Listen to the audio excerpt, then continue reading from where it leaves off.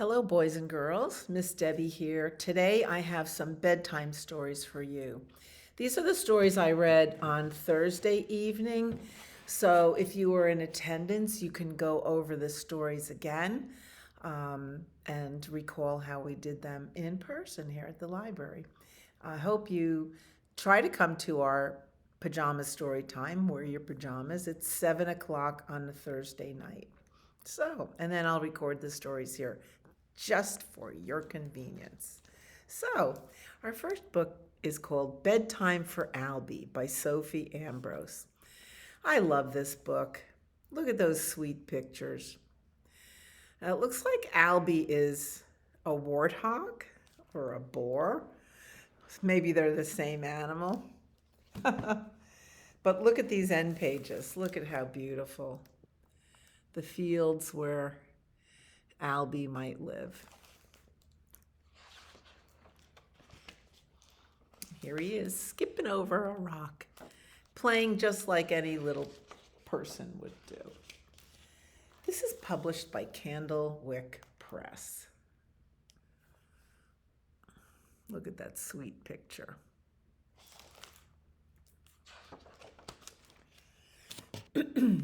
There was a rosy pink glow in the sky as the sun was sinking down low. All the animals knew it was time for bed. Look, I think, is that a cheetah or a leopard? Maybe they're meerkats, elephants. Oh, the owl doesn't go to bed at night. He sleeps during the day. Everyone except for Albie. Sweet little Albie. He's chasing butterflies, digging holes, playing in the dirt or romping in the dirt. Come on, Albie, it's bedtime now, said Mommy. Bedtime? Asked Albie. Not now. It's time for rolling and jumping, sniffing and snuffling, not bedtime. And before Mommy could do anything to stop him, Albie dashed off. Skippity trot, trit trot. He's all dirty. He needs to take a bedtime bath. He went all the way through the long swishy grass until, "Hi, Cheetah," said Albie. "How about a running race?" "Not now, Albie. We're having our bedtime story. We'll race you in the morning." So off skipped Albie. Skippity trot, trit trot. They're not reading a storybook. Maybe Mommy is just telling them a story. Let's see. He whooshed right into a clear blue pool of water. "Hi, elephants," said Albie. "Want to play splish and splash?" "Not now, Albie. We're having our bedtime shower. We'll play splish and splash in the morning." So off ran Albie. Elephants like to do this particular thing, suck up the water through their trunks and then spray themselves, or in this case, their babies. Until he came to the deep down burrow. "Hi, meerkat," said Albie. "Let's see who can dig the deepest hole." "Not now, Albie. We're very sleepy. We'll dig holes with you in the morning." So off snuffled Albie, skippity trot, trit trot. Look at how cute. That looks really cozy, like camping. "I don't want to go to bed yet," said Albie. "I want to roll and jump and sniffle and snuffle. If nobody will play with me, I'll just play by myself."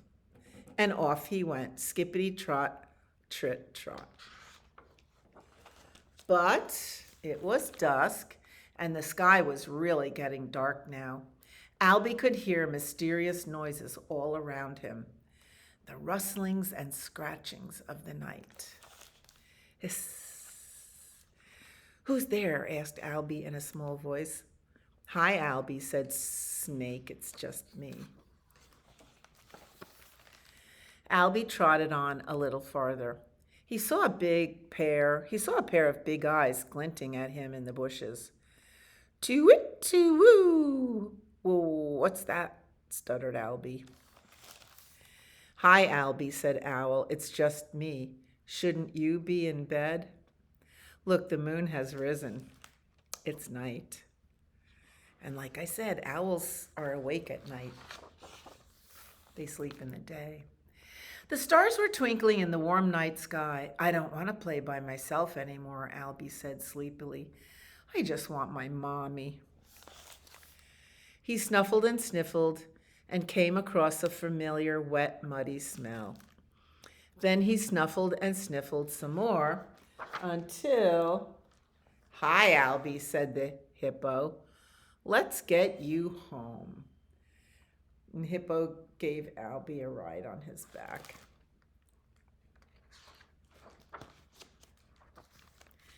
Mommy and Albie snuggled up tight. I'm ready for bed now, said Albie. Thank goodness, said Mommy. But before you go to bed, it's time for your mud bath. Albie rolled and jumped and splished and splashed. It was the best game he had played all day. In fact, it was so much fun that all of Albie's friends wanted to join in too. They had the gloopiest, splashiest, noisiest mud bath party under the stars ever. Until it really was bedtime for Albie. Good night, Albie. Aw, he fell asleep. How cute is that? Bedtime for Albie. Should we do Twinkle? Have to do Twinkle. Starlight, star bright, first star I see tonight. I wish I may, I wish I might, have the wish I wish tonight. Twinkle, twinkle, little star, how I wonder what you are. Up above the world so high, like a diamond in the sky.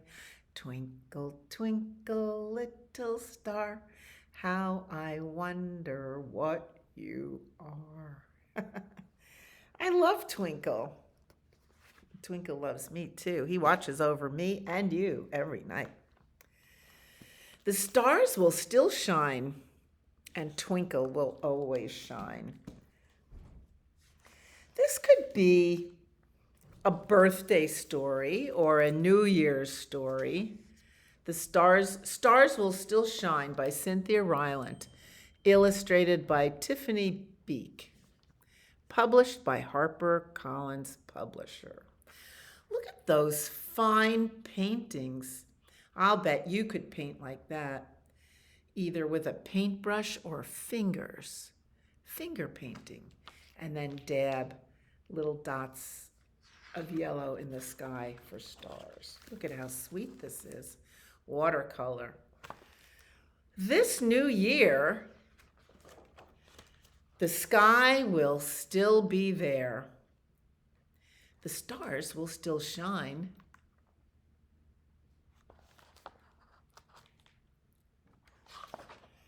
Birds will fly over us, and church bells will chime. Cows will have calves, and kittens will sleep.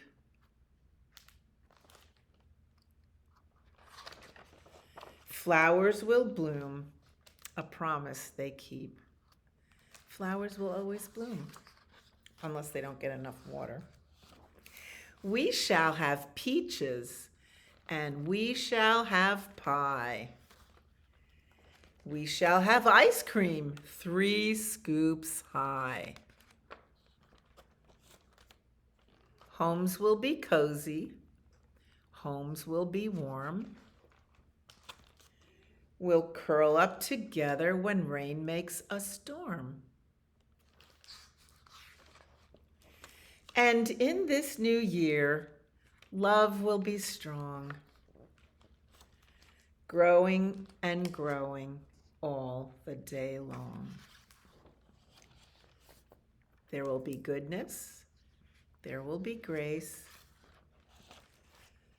there will be light in every place. The sky will still be there, the stars will still shine. Birds will fly over us, and church bells will chime. That's one of the most beautiful poems I ever heard. And by the way, you could come to the library and check out these books because I'm putting them back on the shelf now. And just ask, we'll help you find it. I have 2 more stories, or 2 more books. Goodnight, Goodnight Construction Site by Sherri, Duskey, Rinker, and Tom Lichtenheld. I love this book. It's a whole series, by the way. There's many, many books about the construction site family.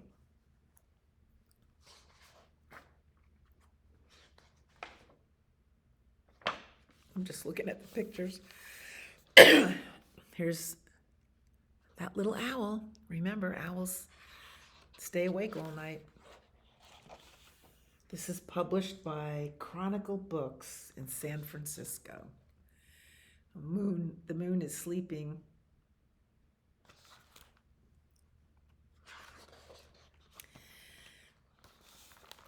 Down in the big construction site, the tough trucks work with all their might. To build a building, make a road, to get the job done, load by load. There they all are. If you like construction vehicles, come and check out these books. The sun has set, the work is done. It's time for trucks to end their fun. So one by one, they'll go to bed to yawn and rest their sleepy heads. Then wake up to another day of rough and tough construction play. And you could see the sun setting in the background. Did you ever see a sunset? You should ask Mommy to help you see the sunset. Working hard to help his team, crane truck raises one last beam. Reaching, stretching, lifting high, he swings the beam into the sky. He'll set it down right on its mark, then off to bed. It's almost dark.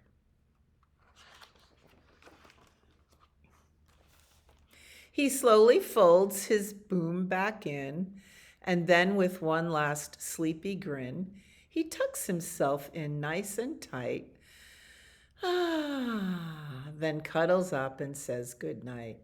Shh, goodnight, crane truck, goodnight. Look, he's sleeping with his teddy bear. Isn't that the cutest thing? Do you sleep with your teddy bear? That's his nightlight. Do you sleep with a nightlight? I don't like to. Spinning, churning all day long, cement mixer sings his whirly song. Now, yawning, he's weary and so dizzy from the fun that keeps him busy. With one last spin, he pours the load. He's ready now to leave the road.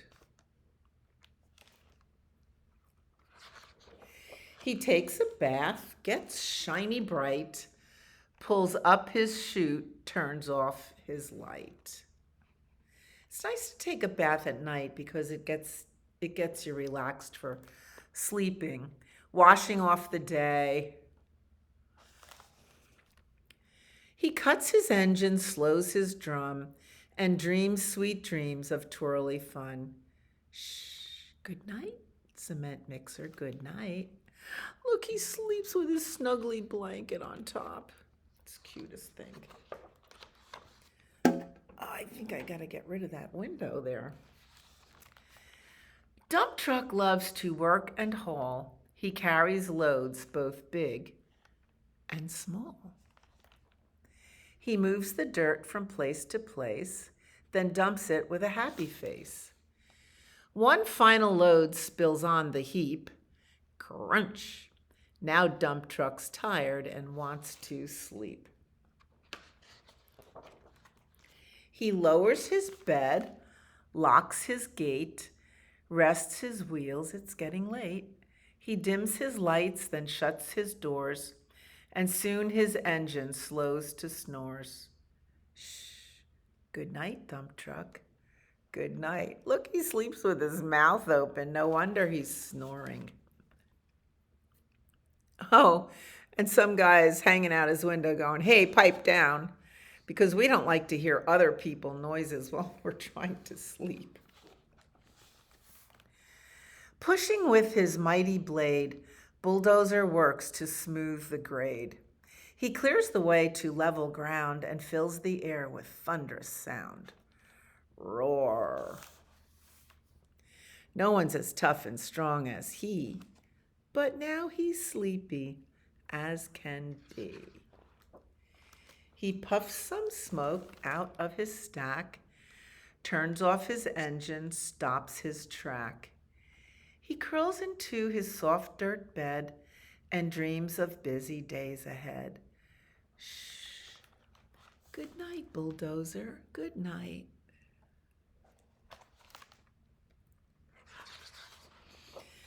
Scooping gravel, dirt and sand, excavator shapes the land. He digs and lifts throughout the day. Arg! But now it's time to end his play.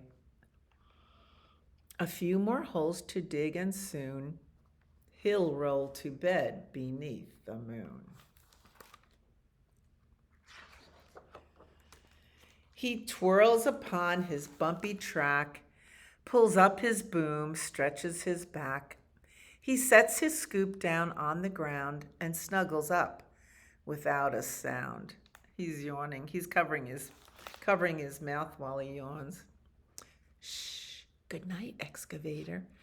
Good night. These big trucks, so tough and loud. They work so hard, so rough and proud. Tomorrow is another day, another chance to work and play. Turn off your engines, stop your tracks, relax your wheels, your stacks and backs. No more huffing and puffing, team. It's time to rest your heads and dream. Aw, look at that. They're so cute. Construction site, all tucked in tight. The day is done. Turn out the light. Great work today. Now, shh. Good night. The end. I love this book. You know, even when you're a grown-up, you still love construction vehicles. I don't know what it is, especially when they're bunched together. Somebody's building brand new houses in my neighborhood, and it's a big piece of land, and there's like so many yellow construction excavators and bulldozers. It's fascinating. Just love to look at it. Here's our last book tonight. First, The Egg. This is by Laura Vaccaro Seeger. Love her books. And it's published by Roaring Book Press.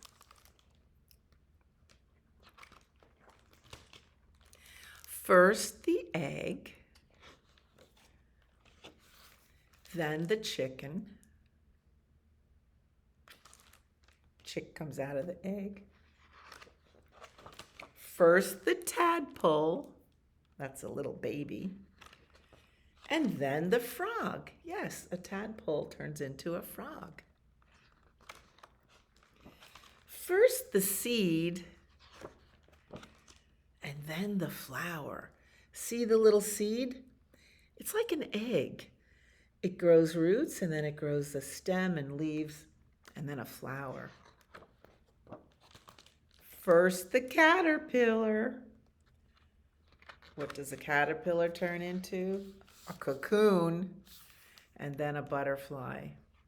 Fascinating. First, the words, and then the story.